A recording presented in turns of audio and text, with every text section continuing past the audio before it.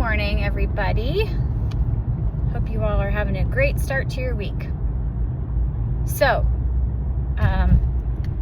let's talk about the subject of what happens when we die. I actually received a request from somebody to kind of talk about that, and I think it's something we don't talk enough about as a culture because it's like scary, right? But it doesn't have to be. And I think that that's the point of the awakening process is reconciling ourselves to the fact that we don't ever really actually die. The body-mind moves on, but the consciousness is always there. And so, to my knowledge, and in this body-mind, I have not had that experience, and so I can't say for sure. But I have listened again, like you all know, to hundreds, maybe even thousands of near-death experiences. And so I'm going to relay to you the general theme of quite literally every single near-death experience message I've ever heard. Right? So,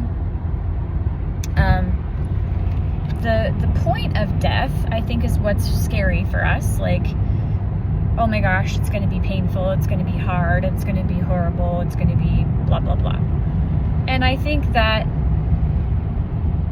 that's fear of the unknown. I'm sure, maybe there's pain involved a little bit, but I've heard a lot from near-death experiencers that that's kind of the least important moment for the whole process. And those who have seemingly died in a very traumatic way have actually reported that they left their body before the traumatic event happened to the body. For example, one lady was thrown from a horse, and she recalls leaving her body before the physical body actually had an impact. So I think that's solace for us in terms of you don't need to be afraid of the actual moment of death. Also, those we know who have died, you don't need to worry about how they were feeling at the moment of death. It's just such a minor part in the process, right? So when you think about this and listen to these near-death experiences, I encourage you to go listen to those. If you're grappling with fear of death, or even just that's not the reason I was watching them. The reason I was watching them is because I just want to know more about our true nature, and I find it fascinating. So there you go. But leaving the body happens literally it's just you're out. There's just no time to it, right? There's no struggle to leave the body. There's no pain associated with leaving the body. You just leave the body. And you are still fully your whole consciousness. I've also heard several people say that they recognized themselves as body-mind out of the body. Like somebody said they laughed and they said something to themselves out loud, and it was their body-mind voice saying it. So you literally are just in a different state of frequency. Kind of like when you close your eyes and meditate, you're still there. You're still very much part of your body-mind, right? And so the next thing that happens is they all experience an immediate sense of peace, an immediate sense of love. The anxiety, the kind of lower vibrational emotions associated with the body-mind are no longer felt immediately. There's just overwhelming peace and love happening immediately. There's no more pain, there's no more suffering, there's no more anything. Because they're no longer in the physical body to feel those things, right? And then they usually have some sort of, they always have a life review, and it's always very non-judgmental. It's just like, oh, here's where that happened, okay. I was meant to learn this lesson, I did. I was meant to learn that lesson, I didn't really learn that lesson. Okay, good to know. No judgment about it. It's all very much matter of fact and just in total love. And then a lot of people are greeted by either a spirit guide or family members who they were associated with in the lifetime they just kind of left. And so there's this constancy of love. You get to affiliate with the people that you loved in this lifetime. You get to connect with your spirit guides, and a lot of people say they connect with these spirit guides and like it's like they've known them forever. It's like they were like, oh, I came home. Like, I'm home. And I recognize all these entities that I didn't know in a lifetime, but I know these people. And they're here for me, and they're supporting me, and it's always just love. And some people report very beautiful experiences where they get to see certain parts of the other realm and get to really experience kind of the unlimited nature that we are, right? They have a thought about, oh, I'd like to see what's in that droplet of water, and all of a sudden they're in the droplet of water and they're experiencing themselves as the droplet of water. One person was seeing himself as this energetic body, and he was trying to move closer to this love that he felt. And the closer he moved to love, the more he felt the love like moving away. And finally he realized, well, it's him. Like, you can't get closer to yourself. And he was just like, wow, I am this love. This is beautiful. Another reported that, he was this energetic ball of light and absorbed into all light, where they just were like, we love you. Full love, beautiful love. And so there is no death. Death just means a transition from the physical body into another frequency. But the consciousness that you are, your awareness, your consciousness remains persistent. There's no gap in awareness. There's no hell. The only hell that exists is what we do to ourselves here on this earth by an acknowledgement of separation and a belief of separation, right? So those of you who have come from a religious background, there's that scripture that says, for the wages of sin is death. What that means is sin, in its true definition, sin is not like, oh, I went drinking with my friends and I ate some mushrooms or whatever. Sin is not that. Sin is a belief that you are separate. That's it. It's not tied to your behavior. It's not tied to rules. It's not tied to anything except this belief that you're separate. And so when you experience separation, you experience, it actually says the wages of sin is death, but I think we kind of experience our own personal hell when we have this sense of separation, and then horrible things unfold around us because we're just manifesting it. We have a belief that we're separated, and we're such powerful conscious creators that that belief of separation is manifesting separation in whatever way, usually a lack of approval, lack of control, and lack of being safe somehow, in whatever way that shows itself.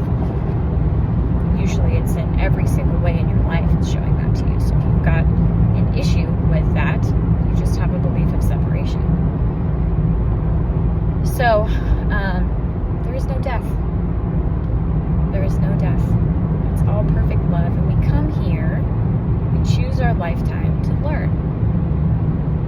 To learn that we are not separate.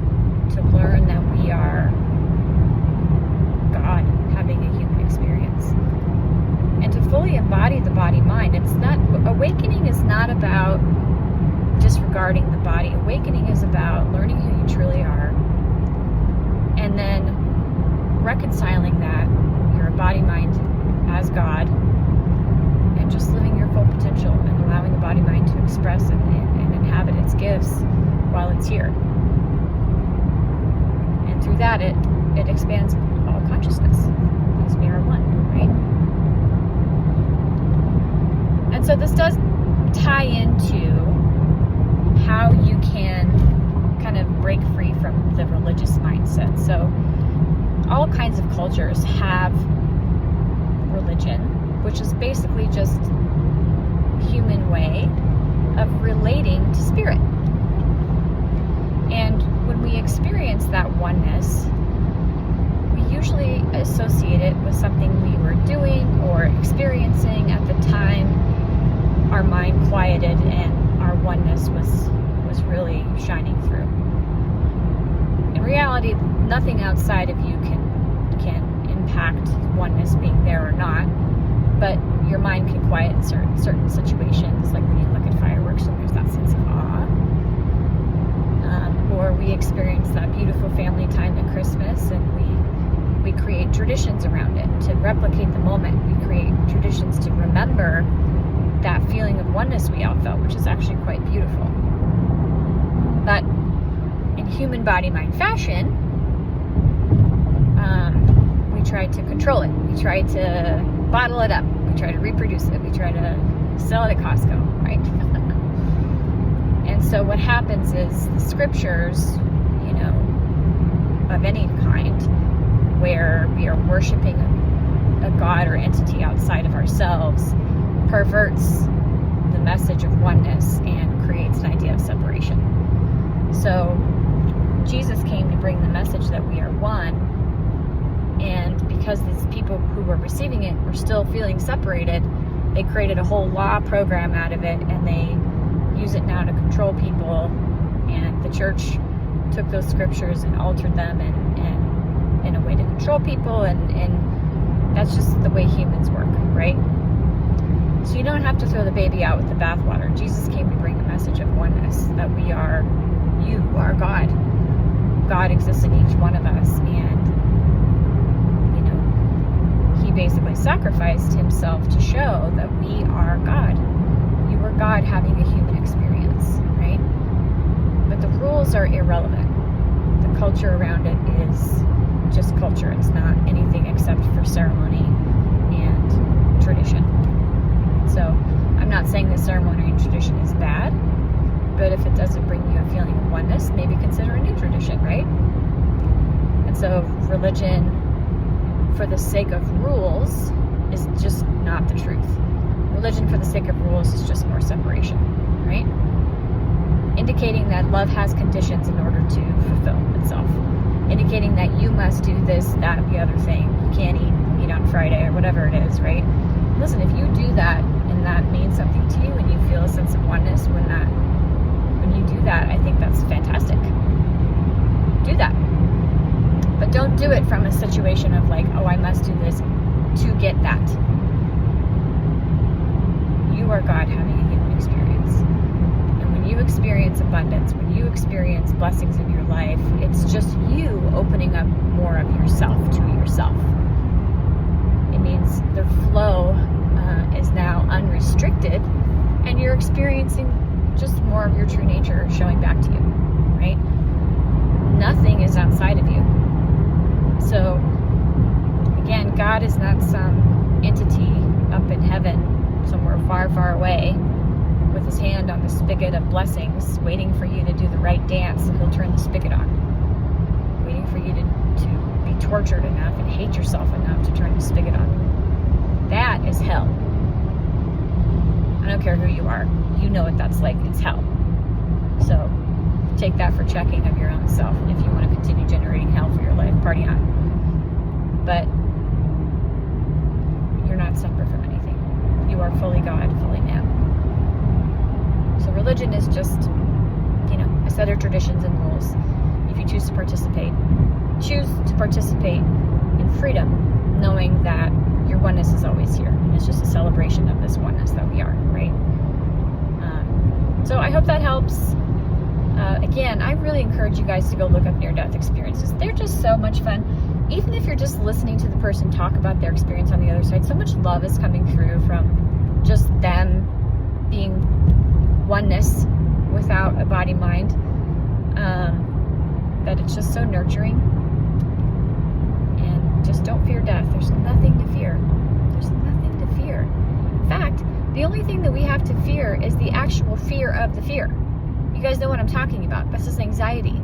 You fear having the fearful moment. And you almost fear the fear of the thing versus worse than you fear the actual thing. So just relax. All is well. Nothing is outside of you. There's nothing to be afraid of. So if you guys have any comments or questions, feel free to drop me a line. If you'd like to book a session with me, my website is seewithash.com. Love y'all. Have a great day.